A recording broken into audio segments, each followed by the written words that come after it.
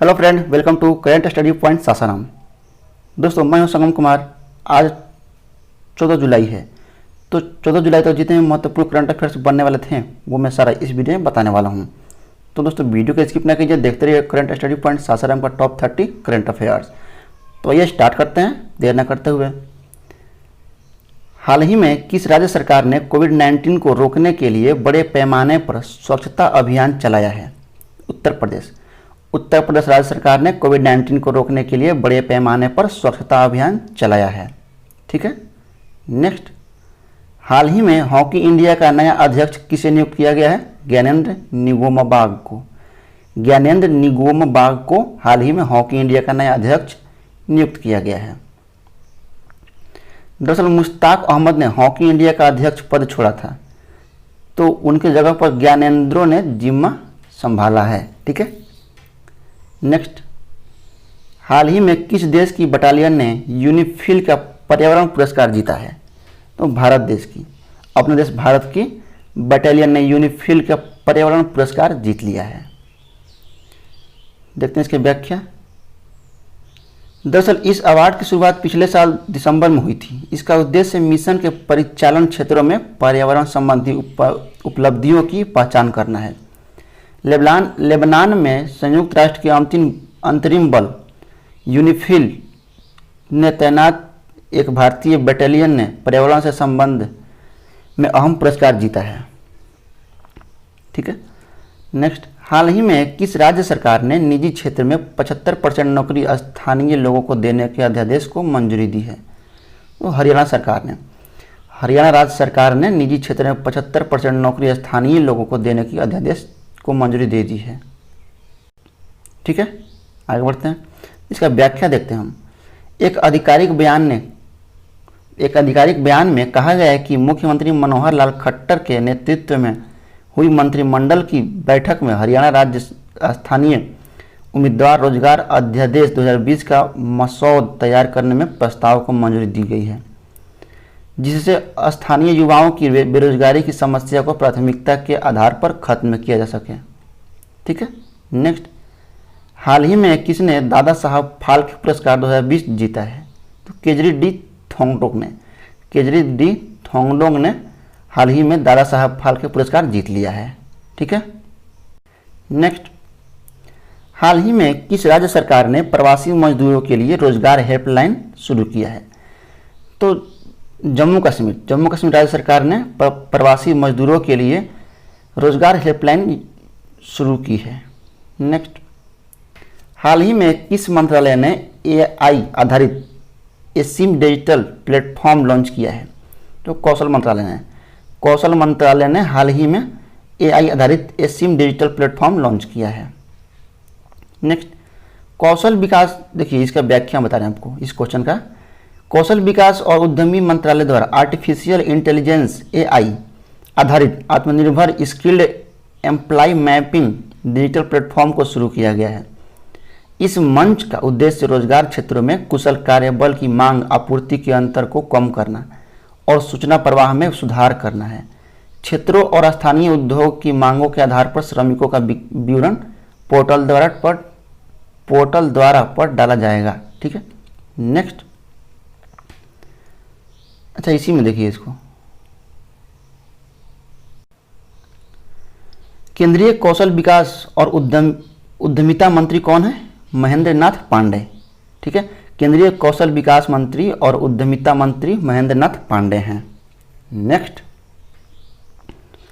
हाल ही में भारतीय रेलवे ने किस वर्ष तक नेट जीरो कार्बन एमिशन मास ट्रांसपोर्टेशन नेटवर्क बनाने की लक्ष्य रखा है? तो 2030 तक भारतीय रेलवे ने नेट जीरो कार्बन एमिशन मास ट्रांसपोर्टेशन नेटवर्क बनाने की लक्ष्य रखा है 2030 तक, याद रखिएगा।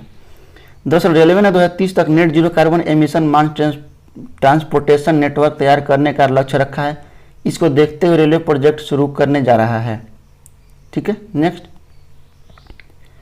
भारत की पहली राज्य स्तरीय ई लोक अदालत किस राज्य में शुरू हुई है?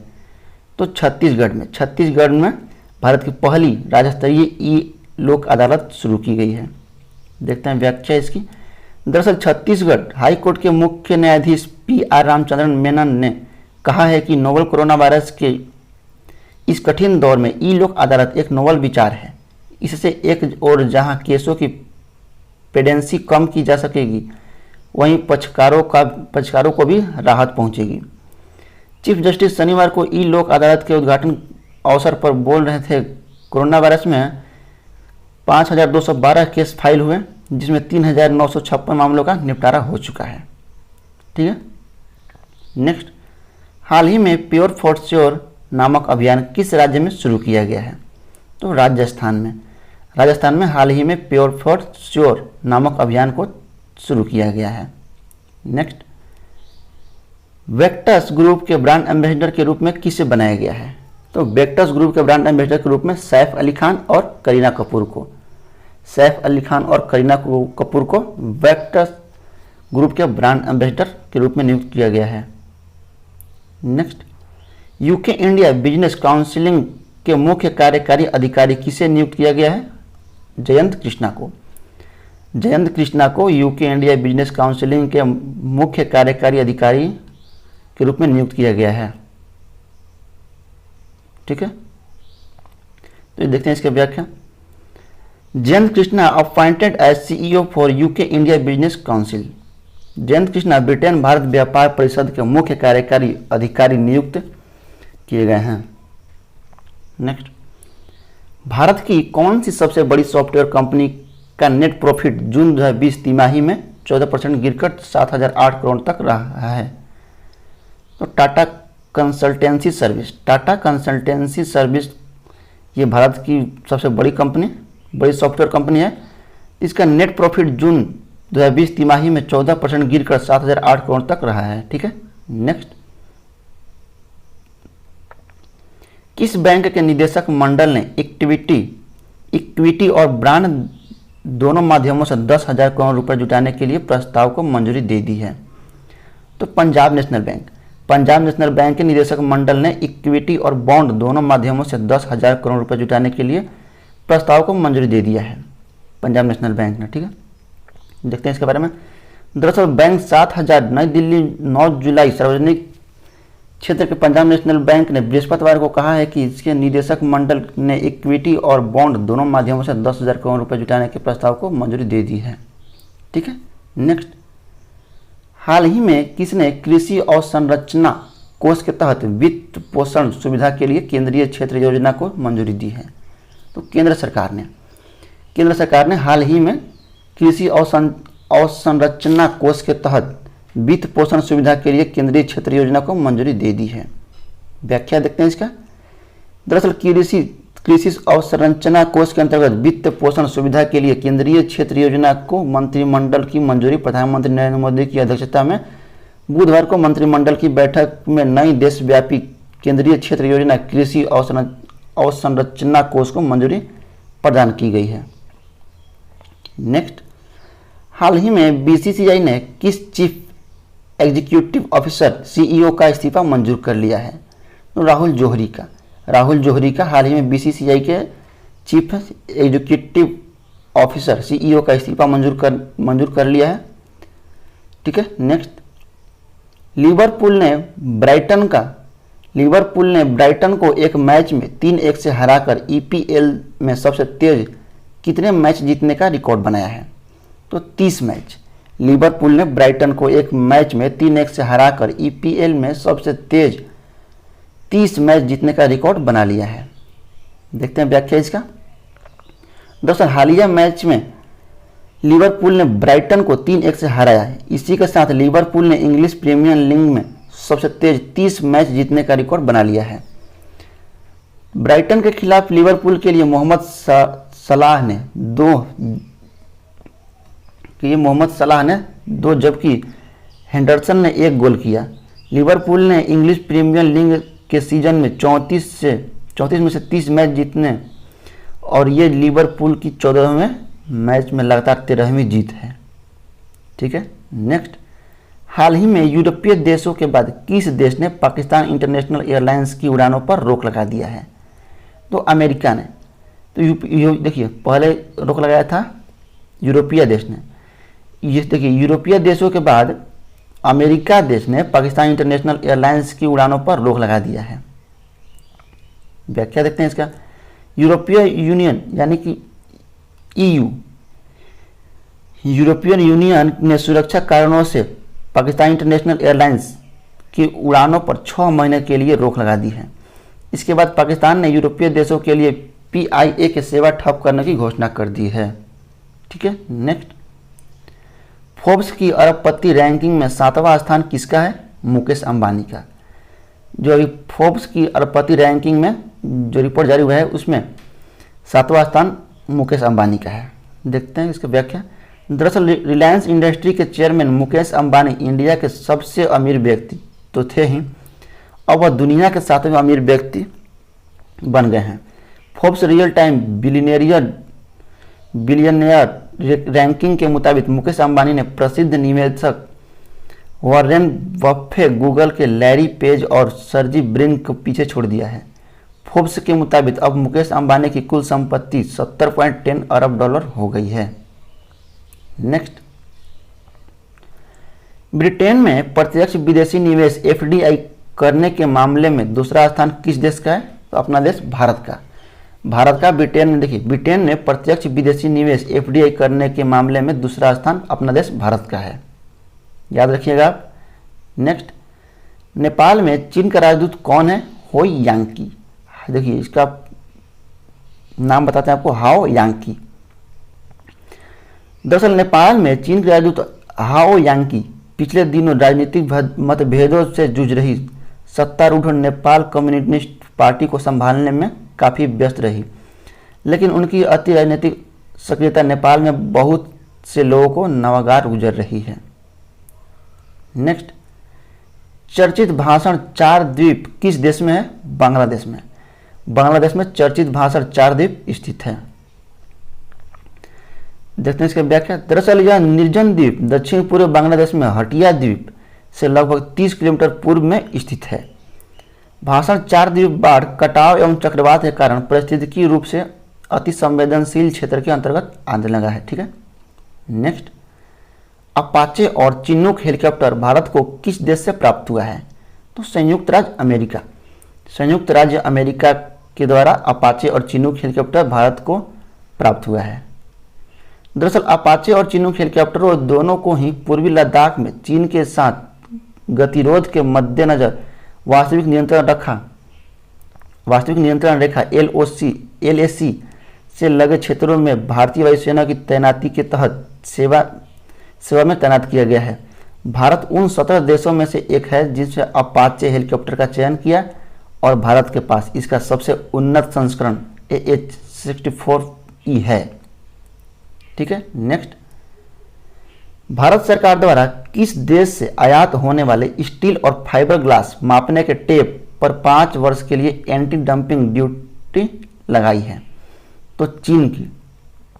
भारत सरकार द्वारा चीन से आने वाले सभी प्लास्टिक और फाइबर ग्लास मापने के टेप पर 5 वर्ष के लिए एंटी डंपिंग ड्यूटी लगा दी है। देखते हैं व्याख्या इसका। दरअसल चीन ने हमेशा से विश्व व्यापार संगठन और मुफ्त व्यापार एग्रीमेंट का फायदा उठाकर भारत को सस्ता और घटिया क्वालिटी का चीनी सामान डंप किया है। Directorate general of trade remedies DGTR ने चीन से आयात होने वाले स्टील और फाइबर ग्लास मापने के टेप पर एंटी डंपिंग ड्यूटी लगा दी है। नेक्स्ट। किस ग्रैंड स्लैम प्रतियोगिता के रद्द होने के बावजूद 620 खिलाड़ियों को पुरस्कृत किया गया? तो विंबलडन। देखिए विंबलडन ग्रैंड स्लैम प्रतियोगिता के रद्द होने के बावजूद 620 खिलाड़ियों को पुरस्कृत किया गया है। नेक्स्ट। तुर्की सरकार ने किस संग्रहालय को मस्जिद में बदल दिया है? तो हागिया सोफिया। देखिए तुर्की सरकार ने हागिया सोफिया एक संग्रहालय था उसको मस्जिद में बदल दिया है। दरअसल हागिया सोफिया इस्तांबुल और तुर्की के इतिहास को बयान करने वाला स्मारक है। इसे आया सोफिया के नाम से भी जाना जाता है। इस इमारत को सबसे पहले गिरजाघर के रूप में निर्मित किया गया था, लेकिन फिर इसे मस्जिद के रूप में बदल दिया गया है और आधुनिक तुर्की के समय में इसे संग्रहालय का रूप दिया गया था। ठीक है। नेक्स्ट, किस रेल मेट्रो को सौर ऊर्जा से चलाने की योजना बनाई गई है? तो दिल्ली रेल मेट्रो को सौर ऊर्जा से चलाने की योजना बनाई जा रही है, ठीक है। नेक्स्ट, लेबनान स्थित किस देश की सेना ने पर्यावरण संरक्षण में विशेष योगदान हेतु पुरस्कार जीता है? भारत। देखिए ये शायद क्वेश्चन रिपीट हो गया, ठीक है, फिर भी आपको याद रखना है, लेबनान स्थित भारत की सेना ने पर्यावरण संरक्षण में विशेष योगदान हेतु पुरस्कार जीता है। नेक्स्ट, एशिया प्रशांत क्षेत्र के 10 देशों में कैंसर रोकथाम की तैयारी के मामले में भारत का स्थान कौन सा है? तो भारत का स्थान 8वां है और पहला स्थान मलेशिया का। एशिया प्रशांत क्षेत्र के 10 देशों में कैंसर रोकथाम की तैयारी के मामले में भारत का स्थान 8वां है और पहला स्थान मलेशिया का है। देखते हैं इसके बारे में पूरी व्याख्या। दरअसल एशिया प्रशांत क्षेत्र के 10 देशों में कैंसर रोकथाम की तैयारियों के मामले में भारत का स्थान 8वां है। एक नई रिपोर्ट में इस तरह की जानकारी दी गई है कि एशिया प्रशांत क्षेत्र में कैंसर रोकथाम की तैयारियां वैश्विक कैंसर नियंत्रण की दिशा में प्रगति विषयक आर्थिक आसूचना इकाई की रिपोर्ट को स्वास्थ्य सेवा कंपनी रोस ने प्रायोजित किया है, जिसमें कैंसर की तैयारियों के संबंध में EIU की तालिका से निष्कर्षों का अध्ययन किया गया है। यह रिपोर्ट एशिया प्रशांत देश के 10 देशों ऑस्ट्रेलिया, चीन, Bharat, Indonesia, Japan, Malaysia, Philippines, दक्षिण कोरिया, थाईलैंड और वियतनाम है, ठीक है। नेक्स्ट, सिंगापुर के किस PM ने पुनः सत्ता में वापसी की है? तो सिंगापुर के ली हिसियन लुंग ने पुनः सत्ता में वापसी कर ली है, ठीक है। तो दोस्तों इसी के साथ करंट स्टडी पॉइंट सासाराम का टॉप 30 करंट अफेयर्स समाप्त होता है। ये सारे महत्वपूर्ण एग्जाम के दृष्टिकोण से बनाया गया है क्वेश्चन, आपको याद रखना है। और आप लोगों ने अब तक बिहार स्पेशल और स्टेट स्पेशल और साथ ही साथ कोरोना वायरस स्पेशल वीडियो नहीं देखे हैं तो मैं डिस्क्रिप्शन में लिंक दे दूंगा, वहाँ से आप देख सकते हैं, ठीक है। और PDF के लिए आपको डिस्क्रिप्शन में चेक करते रहिए, PDF में डिस्क्रिप्शन में लिंक दे दूँगा, वहाँ से PDF डाउनलोड कर सकते हैं। तो चलिए मिलते हैं अगले वीडियो में। उम्मीद करता हूँ अच्छा लगा होगा। लाइक, कमेंट, शेयर, सब्सक्राइब करना भूलिएगा, ठीक है।